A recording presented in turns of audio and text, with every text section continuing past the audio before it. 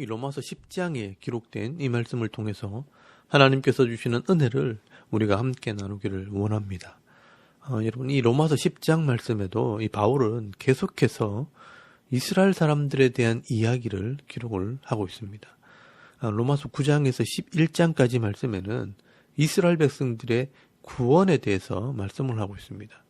이 바울은 이방인의 사도로서 이방인들이 회개하고 돌아와 이 하나님의 백성이 되어서 복을 받는 것을 보면서 내 동족 이스라엘 백성들은 언제 이런 믿음을 회복하고 잃어버린 은혜와 복을 회복할 수 있을까 고민이 생긴 것입니다.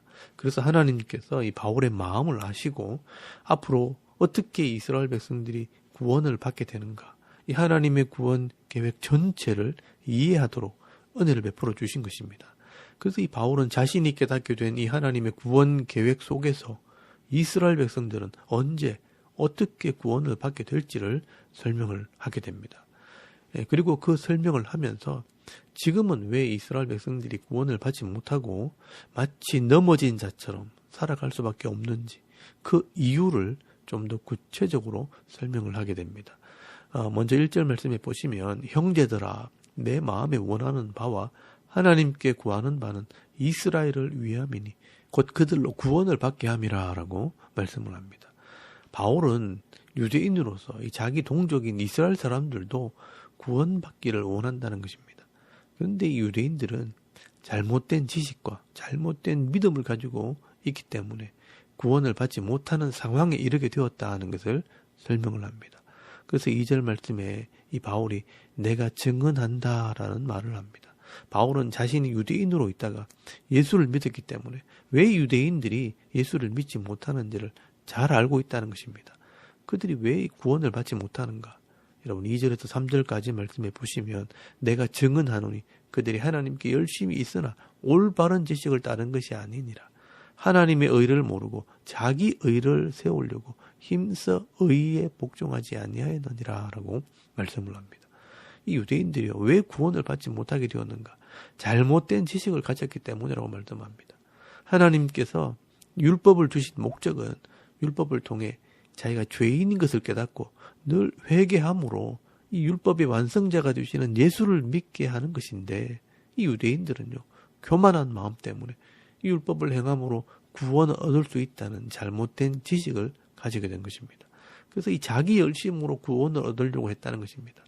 그래서 하나님의 마음과 이 하나님의 의를 무시하고 자기 의를 세우려고 힘을 썼고 또 그것을 자랑스럽게 여겼다는 것입니다. 그래서 이 바울은 4절 말씀에 보시면 그리스도 이 메시아가 모든 믿는 자에게 의를 이루기 위하여 율법의 마침이 되시니라 라고 말씀을 합니다. 예수님이 율법의 목적이고 이 예수님이 이 율법의 마침이 된다는 것입니다. 여러분 요한복음 1장 1절 말씀에 보시면 이 예수님이 말씀 자체라고 말씀을 합니다. 마태복음 5장 17절 말씀에도 보시면 내가 이 율법을 폐하러 온 것이 아니라 완전하게 하러 왔다라고 말씀을 합니다. 그러므로 이 율법의 요구를 이루시고 우리의 죄를 속하신 이 예수님을 믿을 때 구원을 얻는데 이 유대인들은요 율법만 고집을 한 것입니다. 그래서 이 바울은 5절에서 8절까지 말씀에 이 유대인들이 잘 알고 있는 이 신명기 말씀을 그대로 인용을 해서 설명을 합니다. 유대인들이 율법을 지키는 것을 구원으로 생각했다면 이제 그 율법이 예수 그리스도가 되어야 한다는 것을 설명하는 것입니다. 여러분 이 말씀은요 신명기 30장 11절에서 14절까지 말씀을 잘 알고 있어야 이해가 되어지는 말씀입니다. 모세가 이스라엘 백성들에게 율법을 주면서 이 율법을 온전히 이해하고 믿고 행하게 될 때 살게 된다, 생명을 얻게 된다라고 말했다는 것입니다. 여러분 5절 말씀해 보시면 모세가 기록하되 율법으로 말미암아 의를 행하는 사람은 그 의로 살리라 하였거니와 여러분 이 말씀을 레위기 18장 5절 말씀에 나오는 말씀입니다. 내 규례와 법도를 지키라 그리하면 살리라 라고 말씀을 합니다. 그런데 이 율법과 규례와 법도 이 하나님 말씀은 멀리 있는 것이 아니라 하늘에 있는 것도 아니고 바다 밖에 있는 것도 아니라 네 입에 있고 네 마음에 있다는 신명기 30장 11절부터 14절까지 말씀에 나오는 말씀입니다.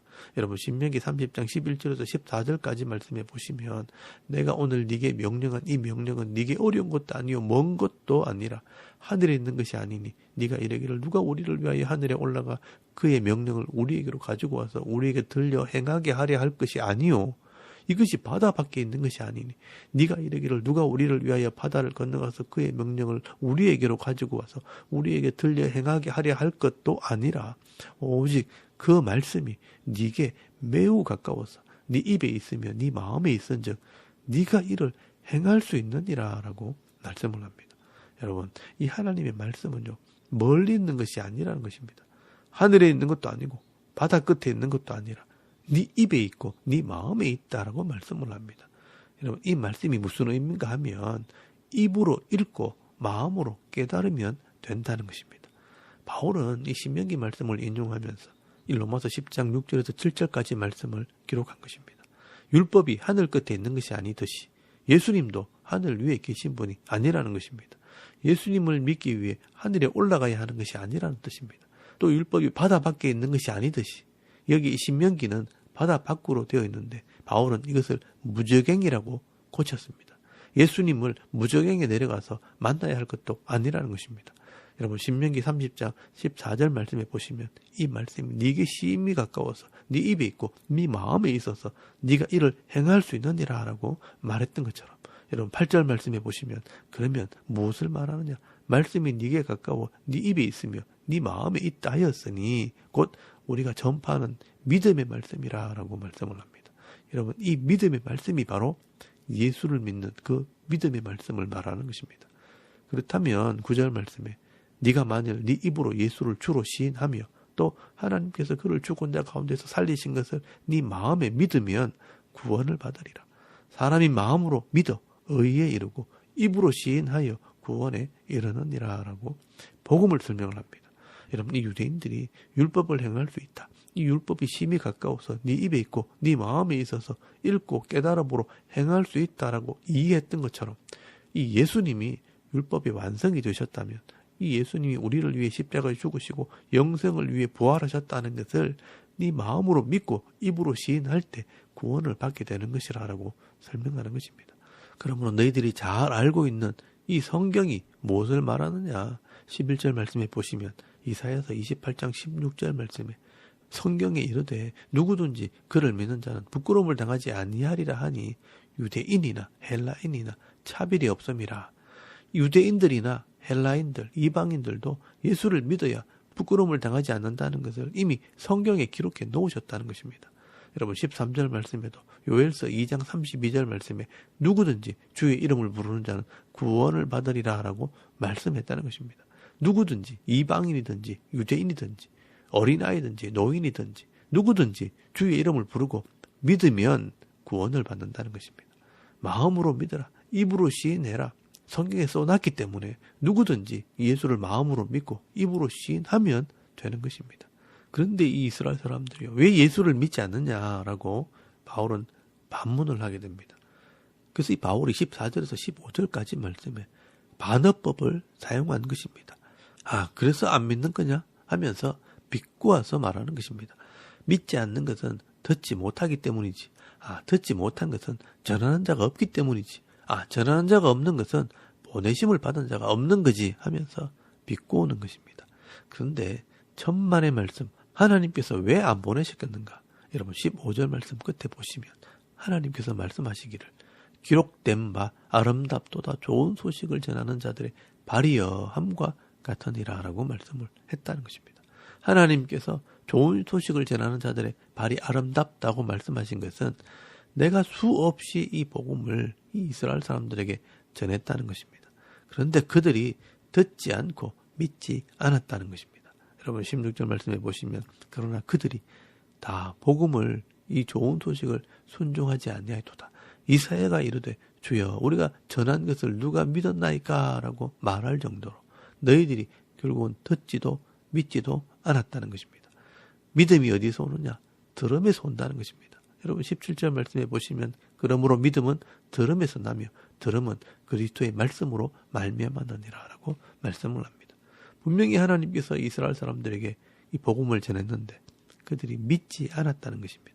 그래서 18절 말씀에 보시면요. 그러면 못 들었느냐? 그러나 내가 말하노니 그들이 듣지 아니하였느냐? 그렇지 아니하니.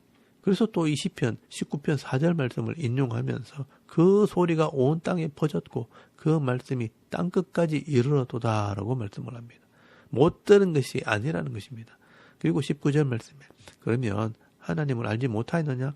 아니라는 것입니다. 여러분 신명기 32장 21절 말씀을 인용을 하면서 내가 하나님 말씀을 주었는데도 그들이 내 말을 순종하지 않고 우상을 섬기기 때문에 이방인들로 이 복음을 주어서 너희가 시기 나게 했다라고 말씀을 합니다. 그리고 20절 말씀에는요. 이사야서 65장 1절 말씀을 인용하면서 내가 나를 찾지 아니한 자들에게 찾는 바 되고 내게 묻지 아니한 자들에게 나타났노라라고 말씀을 합니다. 순종하지도 않고 찾지도 않고 묻지도 않는 이 이스라엘 백성들에게 내가 수없이 찾아갔는데도 그들이 듣지 않았다는 것입니다. 그리고 21절 말씀에 이사야서 65장 2절 말씀을 인용하면서 내가 순종하지도 않는 백성들에게 하루 종일 내 손을 벌리고 기다렸다라고 말씀을 합니다. 근데 이 이스라엘 백성들은요. 내 말을 들으려고도 하지 않고 믿으려고도 하지 않았다는 것입니다. 그러니 너희들이 어떻게 구원을 받겠느냐라고 말씀을 하는 것입니다. 여러분, 이 이스라엘 백성들은 말씀을 가지고 있었고 누구보다 성경을 많이 읽고 연구도 열심히 했던 사람들입니다. 그런데 그 하나님 말씀의 뜻과 그 의미를 바로 깨닫지 못하고 자기 중심적으로 해석을 하고 자기들의 마음에 맞는 말씀만 지키려고 했던 것입니다. 여러분, 이것이 바로 잘못된 신앙입니다. 여러분, 오늘도 우리 기독교인들이요, 이런 잘못된 신앙을 가질 수 있다는 것을 여러분 알아야 합니다. 오늘 저와 여러분의 이 손에도 이 성경이 들려있지 않습니까? 우리가 하나님 말씀을 아무리 많이 읽고 많이 연구해도 이 성경을 가지고 박사학위를 받아도 중요한 것은 이 하나님 말씀 전체를 깨닫지 못하고 부분적으로 알고 있으면서 읽어도 무슨 말인지도 모르고 다 알고 있는 것처럼 착각을 하고 교만하게 되는 것입니다.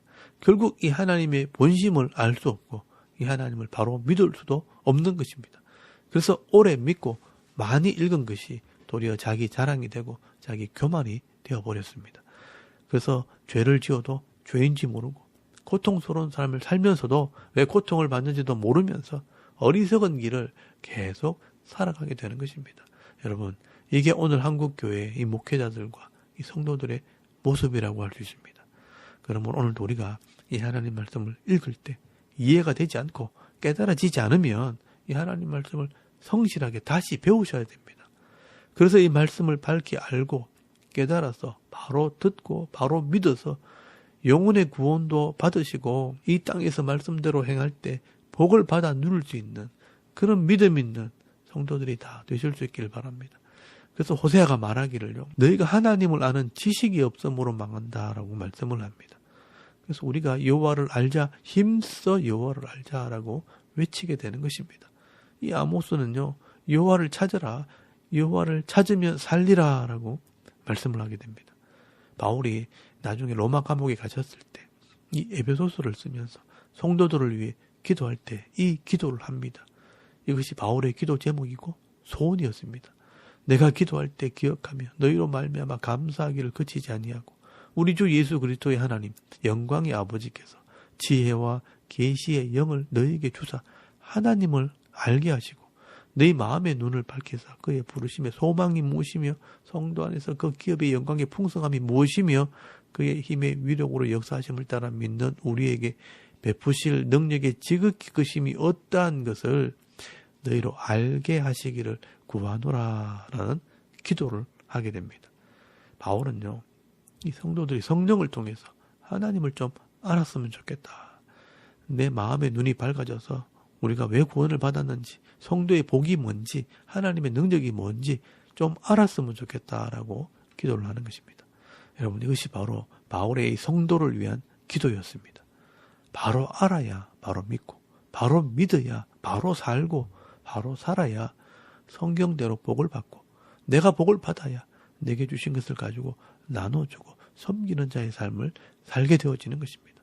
여러분, 이것이 바울의 기도 제목이고 저의 기도 제목이기도 합니다. 여러분도 이 기도의 제목을 따라 늘 기도할 수 있기를 바랍니다. 내 영의 눈을 열어 주의 기이한 것을 좀 보게 하옵소서. 말씀대로 믿고 말씀대로 순종할 때 영생에 대한 소망을 가지고 이 땅에서 기업의 풍성함을 누리는 복 있는 자의 삶을 살게 하옵소서. 이게 하나님의 소원이고 사도들의 기도 제목이었습니다. 오늘도 우리가 이스라엘 백성들처럼 잘못된 지식과 잘못된 신앙으로 실족하는 인생이 되는 것이 아니라 바른 믿음과 바른 신앙으로 이 땅에 살아갈 동안 성경에 기록된 복을 받아 누리며 나누어주고 섬기는 자의 삶을 살아갈 수 있는 저와 여러분의 이런 영적인 삶의 모습이 되실 수 있기를 주의 이름으로 축원합니다. 아멘. 우리 잠깐 기도드리겠습니다. 오늘도 내 눈을 열어 주의 법에 기이한 것을 보게 하옵소서. 내 영혼을 위해 기도하시고요. 또 나라와 이 민족을 위해 교회와 가정과 자녀들의 믿음을 위해서 또 개인의 기도 제목을 따라 기도하고 오늘 하루 삶을 또 시작할 수 있길 바랍니다. 다 같이 우리 하나님께 한번 기도드리겠습니다. 살아계신 하나님 은혜를 참 감사합니다. 오늘도 이 아침에 우리가 하나님을 예배하게 하시고